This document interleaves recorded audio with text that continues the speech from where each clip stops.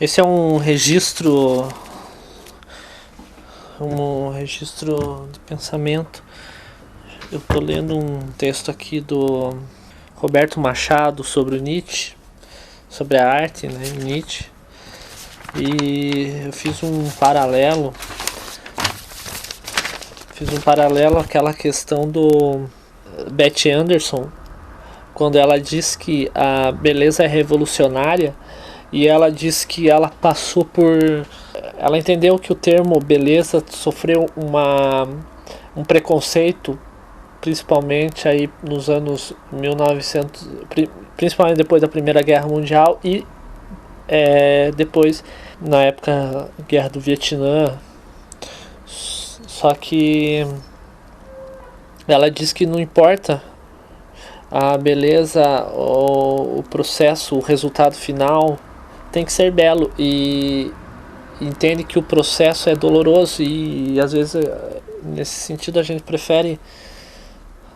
busca a beleza que é bom, né, para a vida.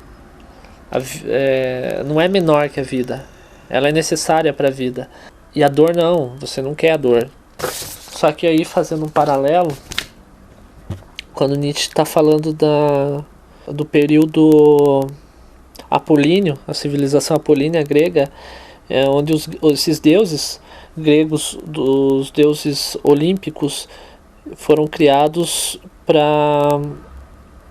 Eles não foram criados para escapar no além-mundo, né?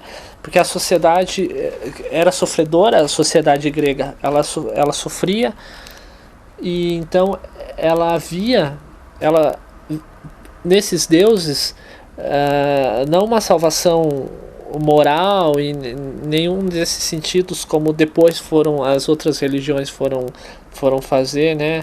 Uma coisa de comportamento de ascese e de moral e de essas coisas. Mas, segundo o Nietzsche, era uma religião da vida, no sentido de divinizar o que existe. Por isso que esses deuses, eles eram uma escapatória nesse sentido, porque eles se divertiam, eles bebiam, eles curtiam, e eles eram como nós, né? Como o homem. E aí o texto diz aqui, divinizar nesse contexto significa fundamentalmente tornar belo, embelezar. A arte apolínea é a arte da beleza. Se os deuses olímpicos não são necessariamente bons ou verdadeiros, como o deus das religiões morais, eles são belos. Para o grego, beleza é medida, harmonia, ordem, proporção, delimitação, mas também significa calma e liberdade com relação às emoções, isso é, serenidade. Contra a dor, o sofrimento, a morte, o grego diviniza o mundo criando a beleza. Não existe belo natural. O mundo grego da beleza é o mundo da bela aparência. A beleza é uma aparência. Então, eu fiz um outro paralelo quando eu li esse trecho referente ao momento histórico. Aí eu me perguntava se existia uma possibilidade de um eterno retorno nesse momento, baseado num processo que vai acontecer depois, que a gente já vai falar. Mas primeiro, quando a religião, como toda a religião e a arte, como em toda a história da humanidade mostra, ela sempre esteve atrelada, né? Era quase que inseparável. Ali você tem um momento depois, Idade Média, depois ainda Idade Média, mas depois Renascimento e alguns, mas ali principalmente o Rococó, que teve uma certa separação. Mas até então todas as civilizações que tinham uma espécie de produção artística, ela estava sempre ligada à religião, né? Aí você chega, eu já vou chegar no direto, não vou fazer uma transição aqui de movimentos, mas eu vou chegar no século XXI principalmente, onde você tem praticamente ali, dadaísmo, ele quer te trazer a imagem, né, daquilo. Então, o que é aquela imagem destituída de significado? Eu faço um paralelo, e que é o Nietzsche também é inspirado por ele, que é o Belo de Schopenhauer, porque e o Schopenhauer depois também não é só dele, né? Mas quando Schopenhauer traz o significado ali do belo, na metafísica do belo, e destituído de todo o significado para ele ter a função, o resultado de belo, apesar de no dadaísmo você já ter o belo como grotesco, mas em essência ele funciona igual.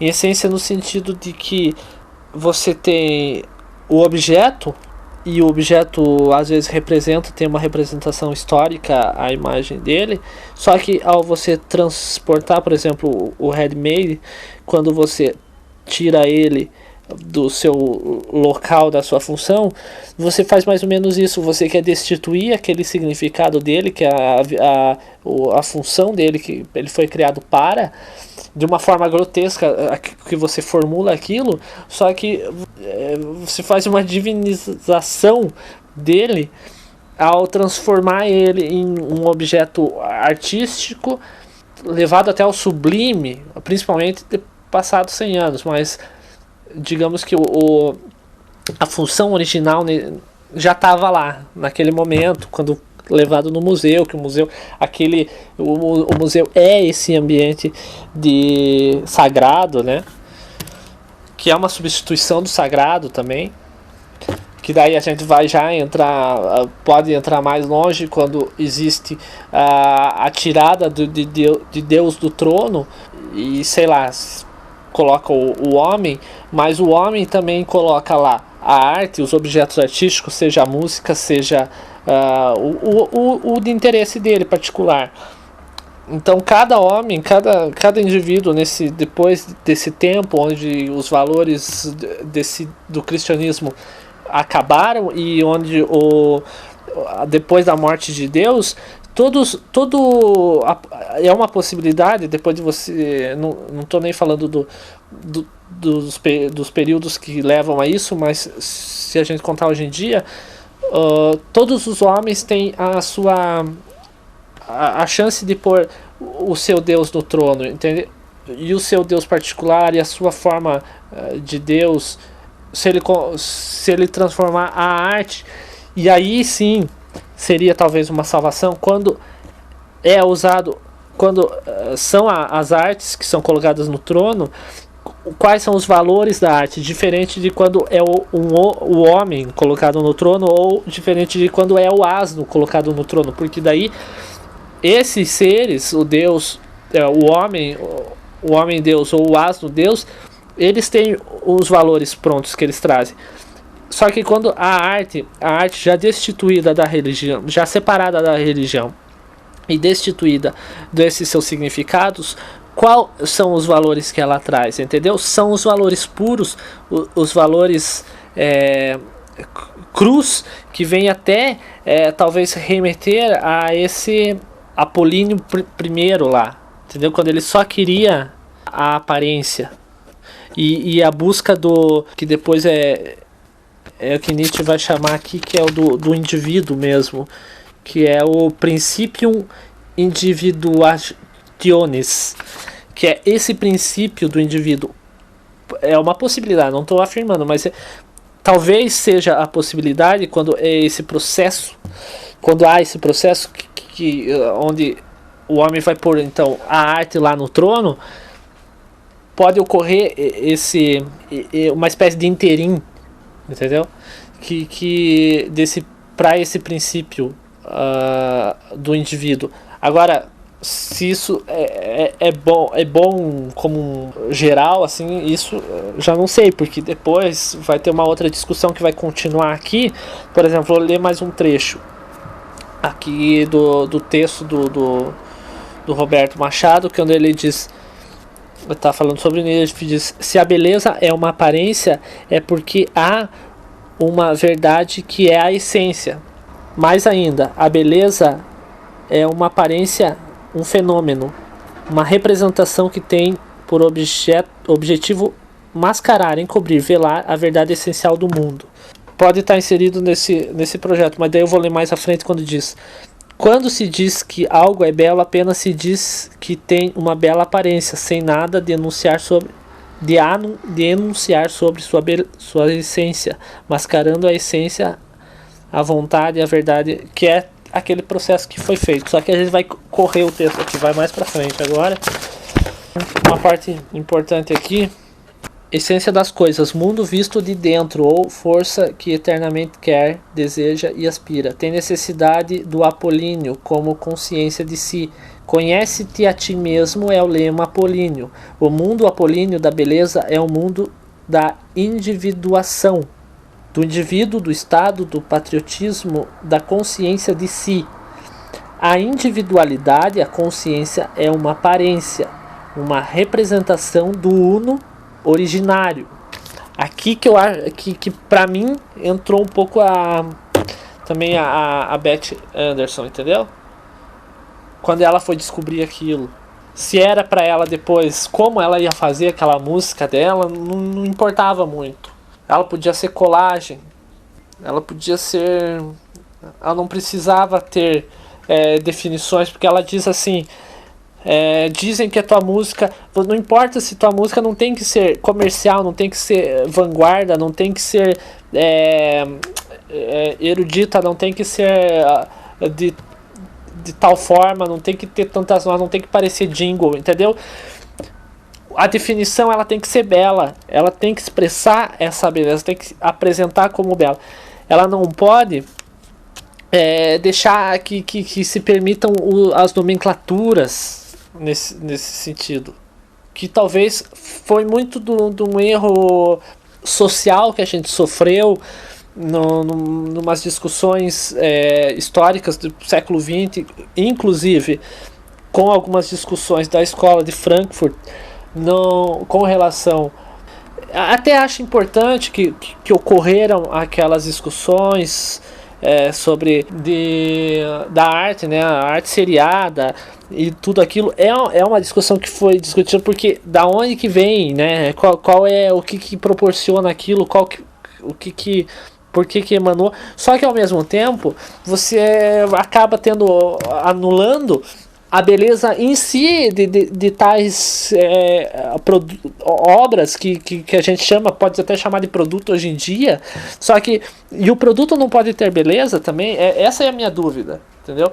Você, quando coloca essa discussão, hoje a gente pode fazer um comparativo, por exemplo, eu sempre faço esse comparativo quando existe um preconceito, principalmente por parte nessa questão pedagógica, quando eles querem fazer um ensinamento baseado ainda em Paulo Freire, toda aquela estrutura que o Paulo Freire coloca de trazer o universo do aluno, e daí os professores querem dar uma aula de arte e querem trazer, por exemplo, a discussão do funk, vamos colocar também o funk, mas vamos trazer outra coisa. Mas você vê um preconceito implícito no ato desses professores, mas eles não se permitem compreender esse contexto do funk, por exemplo. E existe uma crítica com relação a isso, que é a indústria cultural, não sei o quê.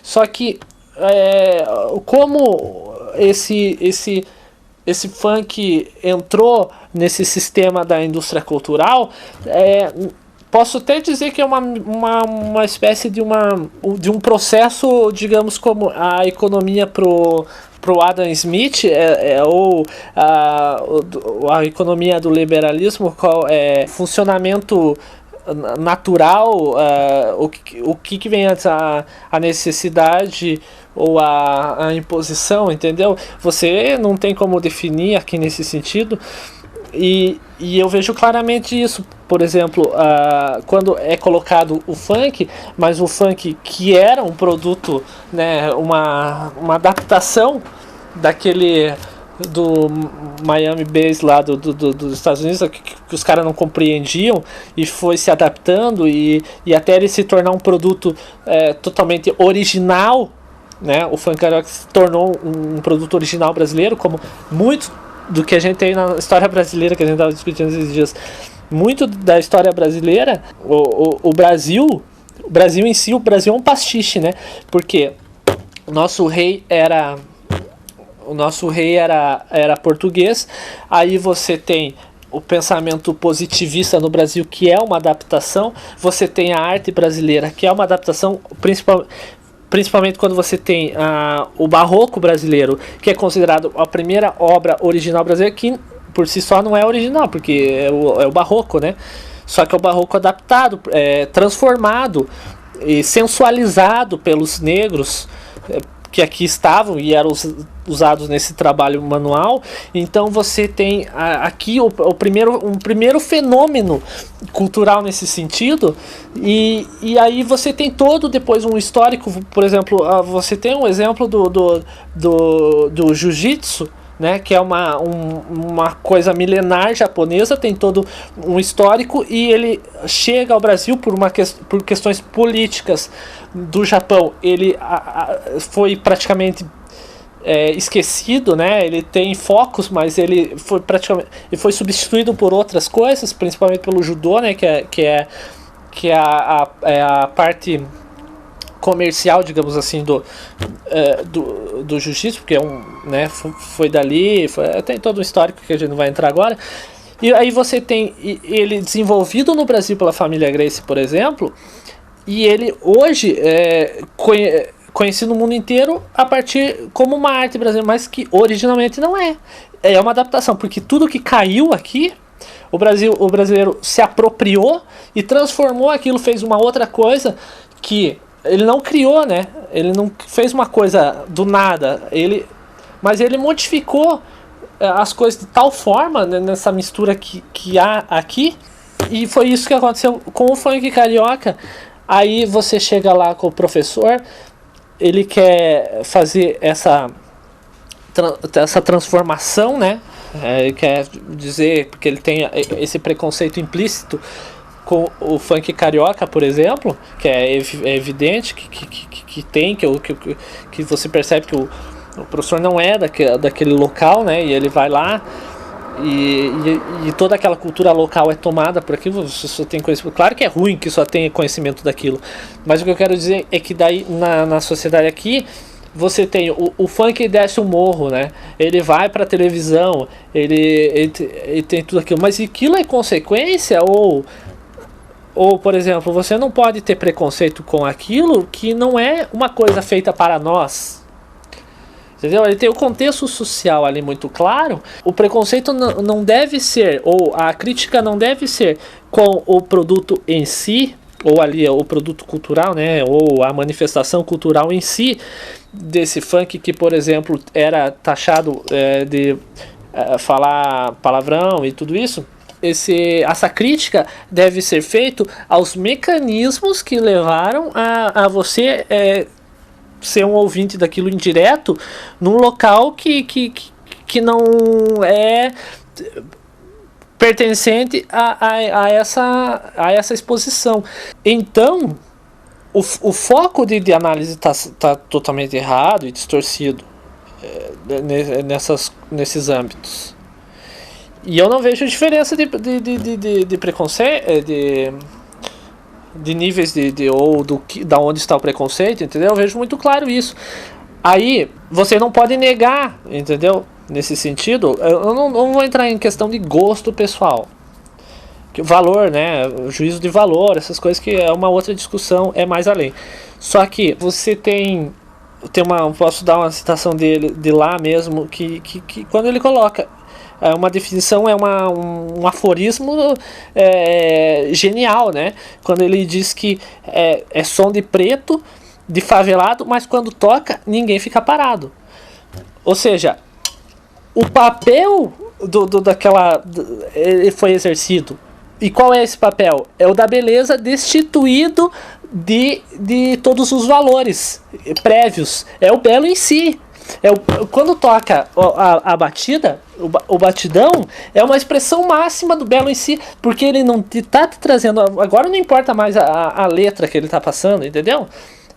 Porque as letras podem ser das mais variadas. Você tem lá várias linhas de funk. Você tem o romântico, o charme, você tem o de protesto, você tem o proibidão, você tem tudo isso, mas não importa. O que importa é a musicalidade. É isso que a Beth Anderson vai trazer quando ela diz: não importa, não preciso de um cara tocando um quarteto de cordas para realizar isso em música.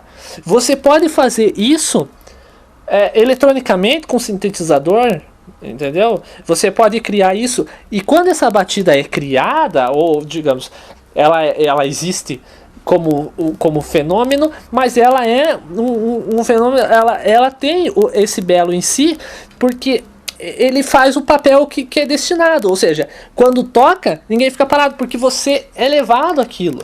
É de tal forma, de poder tão grande, tão forte, essa coisa que, com todos esses preconceitos, não tem poder sobre o em si do negócio. Por quê? Porque ele não está trazendo valores.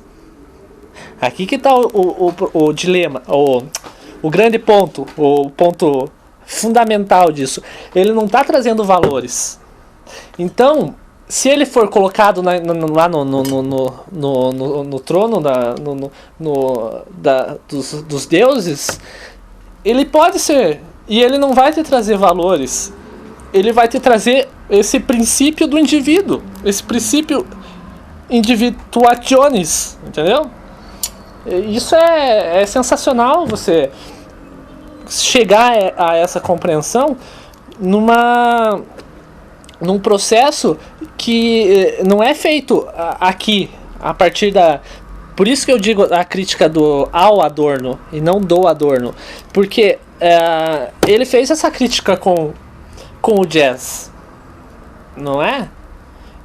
E hoje em dia o que é o jazz para o brasileiro? Por isso que não cabe quando eles querem usar esses professores, filhos do Paulo Freire, eles querem usar o Adorno em cima do funk, eles não conseguem, porque eles vão esbarrar nesse dilema.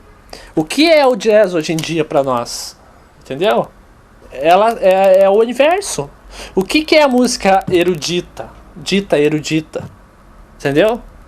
Agora eles querem dizer que música boa, como eu já vi exemplos, música boa, por exemplo, seria a música de protesto do Chico Buarque nos anos 60. Aí você também cai num... Aí os valores estão totalmente inversos.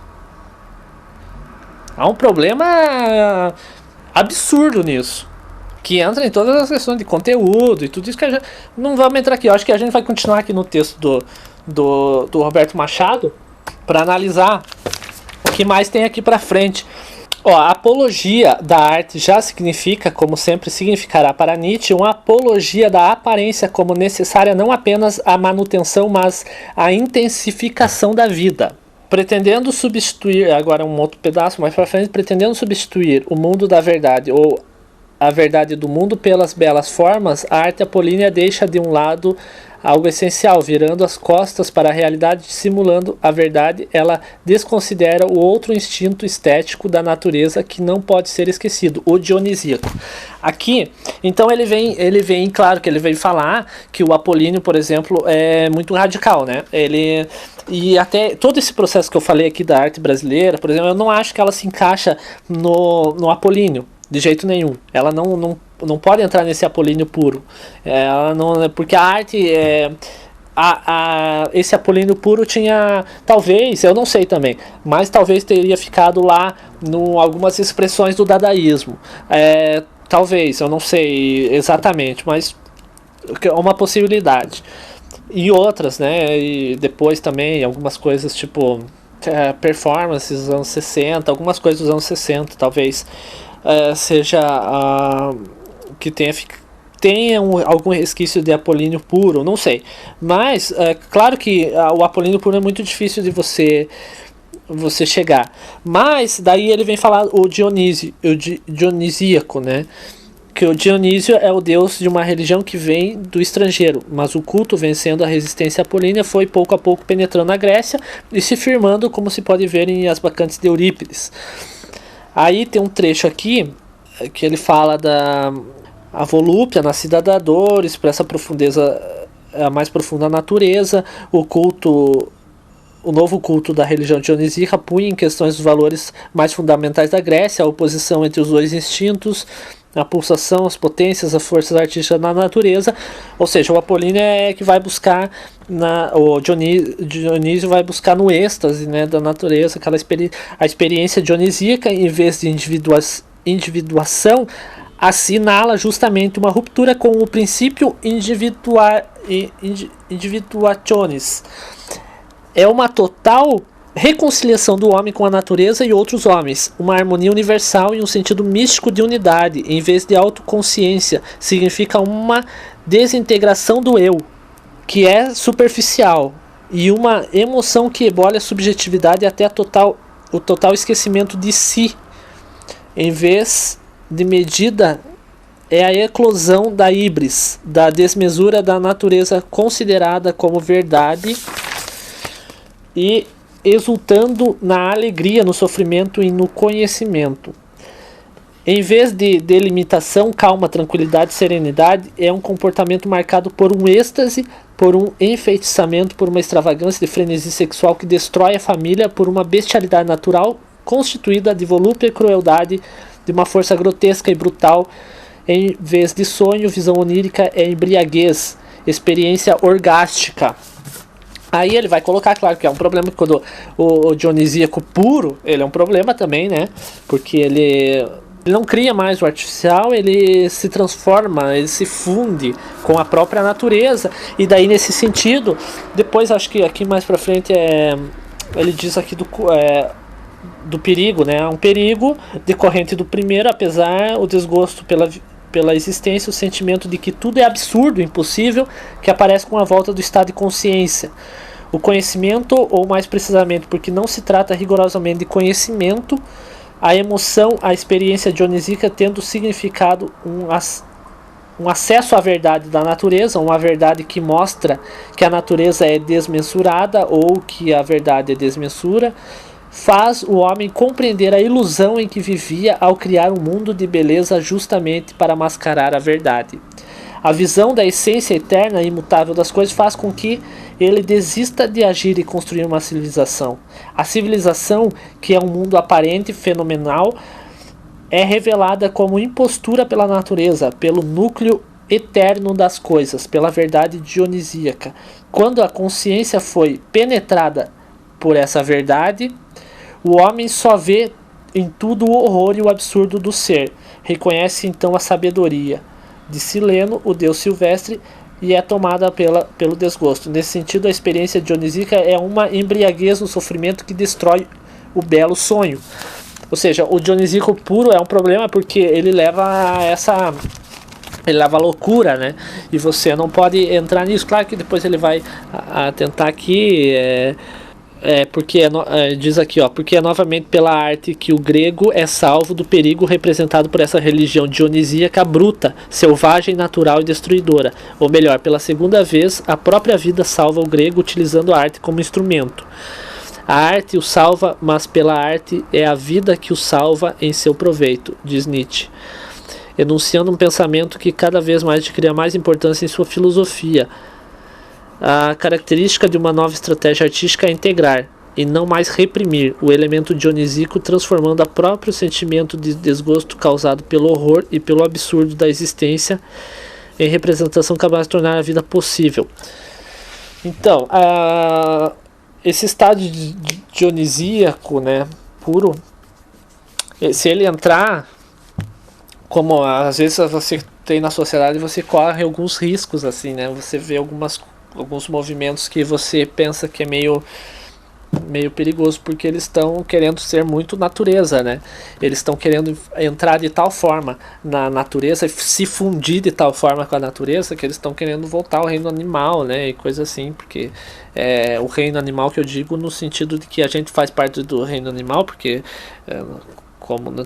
Mas como natureza, nós temos o pensamento de criação da artificialidade.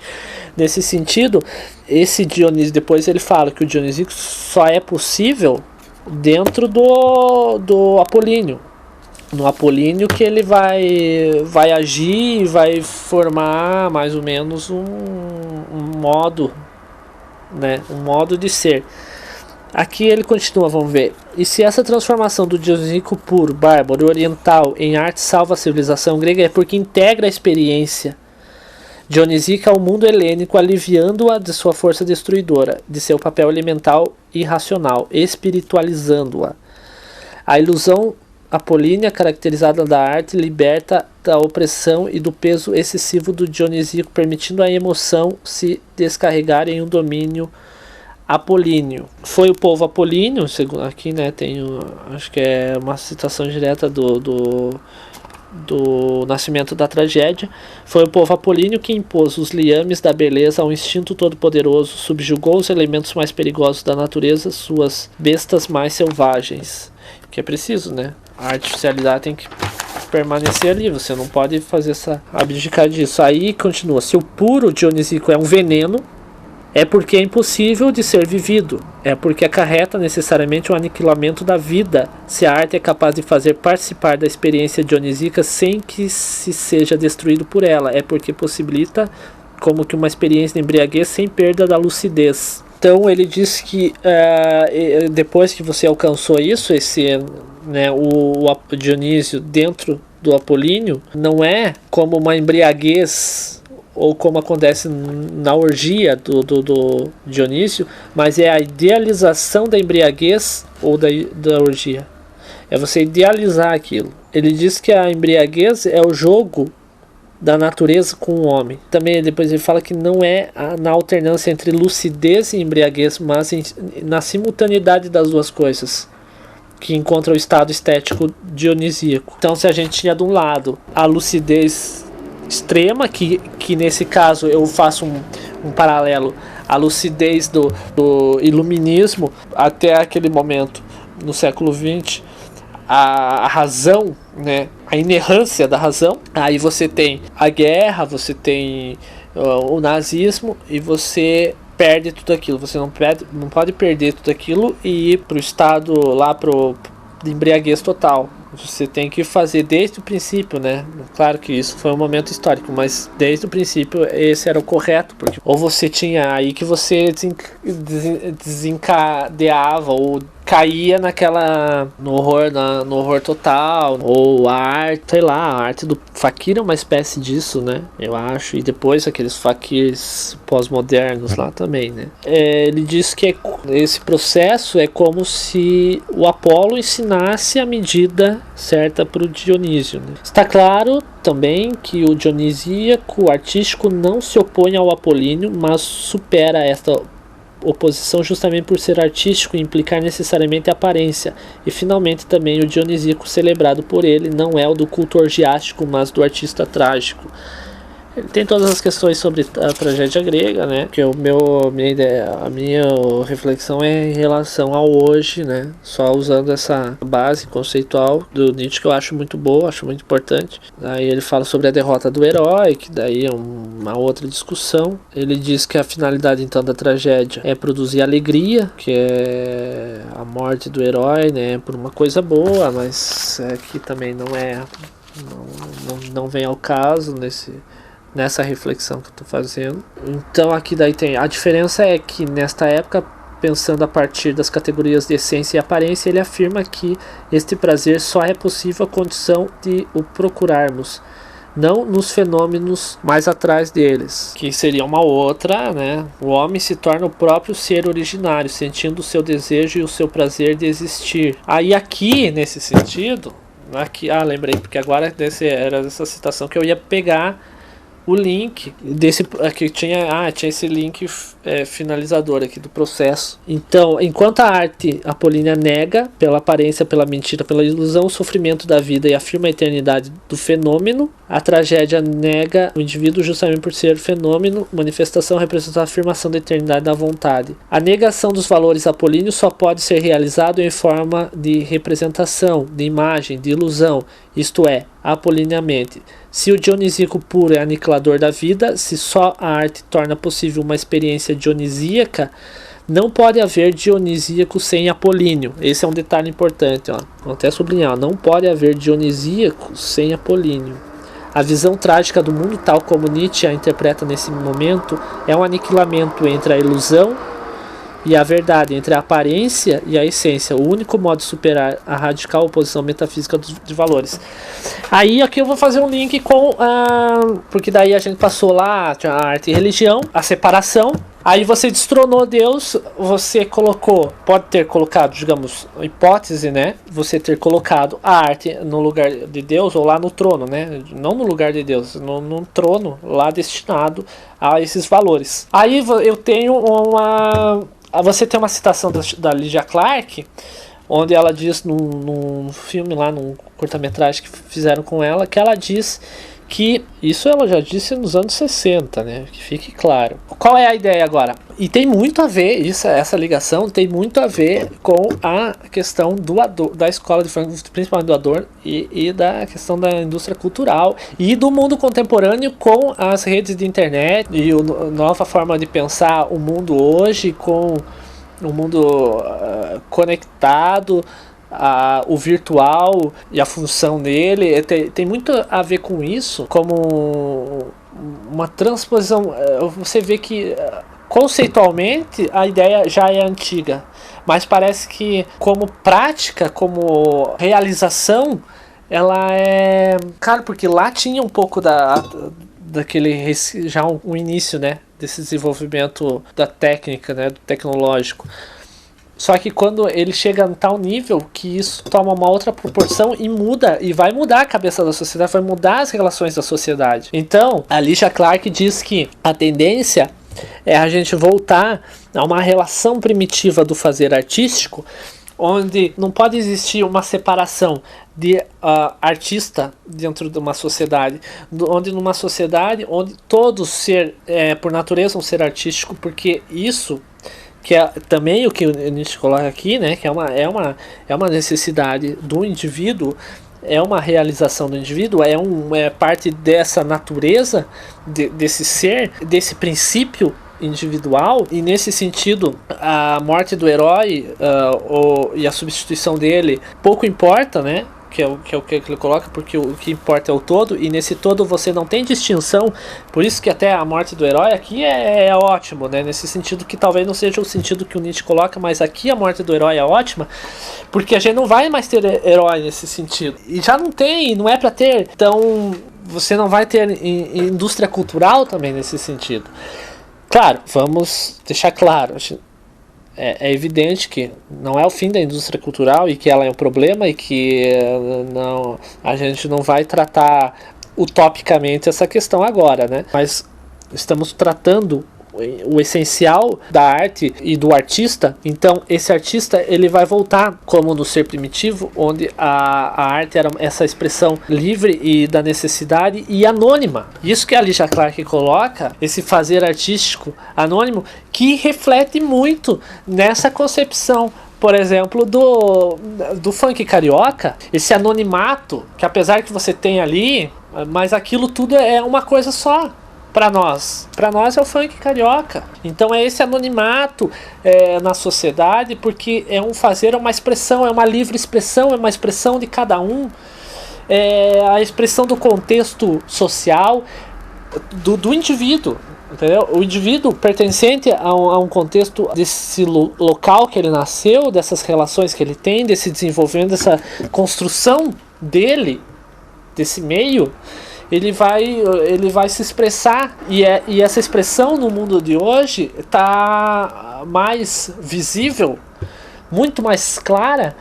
Você vê isso nos sites, nas mídias sociais, nas redes sociais, nos sites de blogs, onde isso ocorre, onde essa divulgação ocorre, onde essa viralização ocorre, essa viralização anônima, e coisas incríveis e a possibilidade da feitura e de apresentação, porque não é uma coisa que você não fica restrita ao teu quarto, onde só você e tua mãe vê, ou digamos lá na...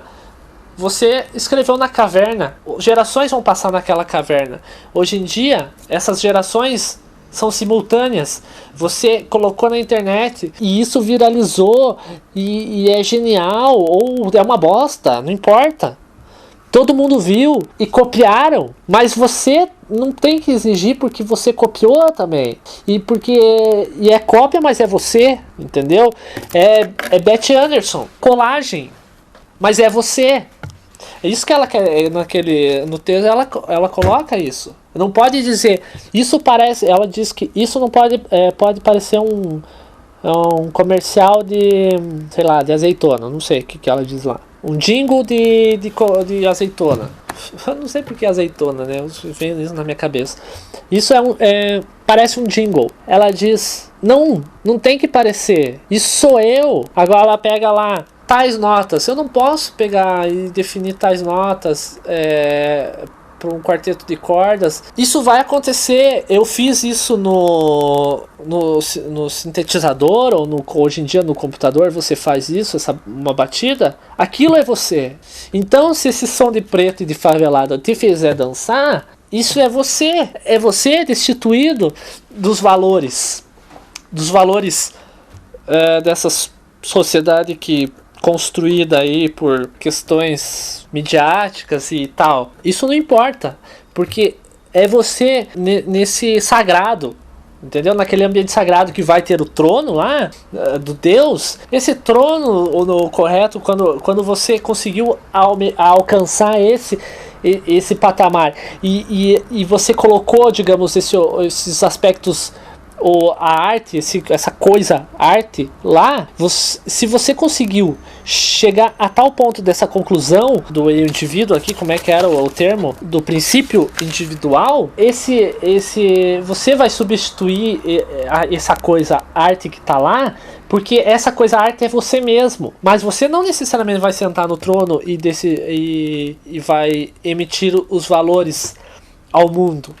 Mas esse trono, esse ambiente sagrado vai ser para você e não para o mundo. Aí esses valores serão os teus valores. Você vai ter que eliminar todos aqueles outros, sabe, que passaram por ali, por aquele trono. Você vai limpando e vai tirando, e até ficar só você nesse ambiente ali do divino. E aí sim, a beleza foi revolucionária, porque ela causou a revolução, ela causou a mudança. Talvez seja a única revolução que verdadeiramente importe todo esse processo que foi discorrido até aqui, desse mundo grego, nascido lá, até o mundo brasileiro aqui, que é esse mundo místico e transformador que é o mundo brasileiro. Para você, como indivíduo desse mundo, nasceu desse mundo, você consiga fazer esse processo, e a única revolução possível ser essa. Não é você ir lá quebrar o Banco do Brasil ou o banco privado, o banco Itaú, mas é você quebrar esses valores que estão lá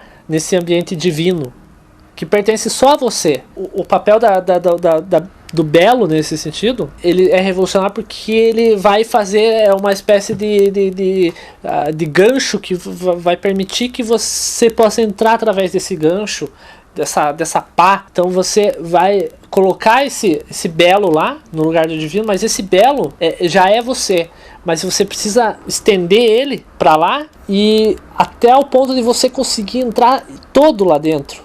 Então ele foi revolucionário porque ele alterou o sentido no sentido original de revolucionário, nesse sentido dos astros da revolução. Ele alterou e ele conseguiu te colocar lá, que foi uma força tua mesmo, né? É uma força, aí sim, é uma vontade de potência, porque a vontade é de você mesmo, é a vontade íntima, maior de todas, propulsora desse processo e desses atos, e aí ele retroalimentando. Acho que essa que é a conclusão de toda essa reflexão aqui em cima dessas notas do Nietzsche, com alguns aspectos contemporâneos brasileiros, né, do homem artístico e do homem realizador, né, e do homem existente no Brasil. Acho que é essa a reflexão nesse momento, reflexão final, conclusiva. Se existe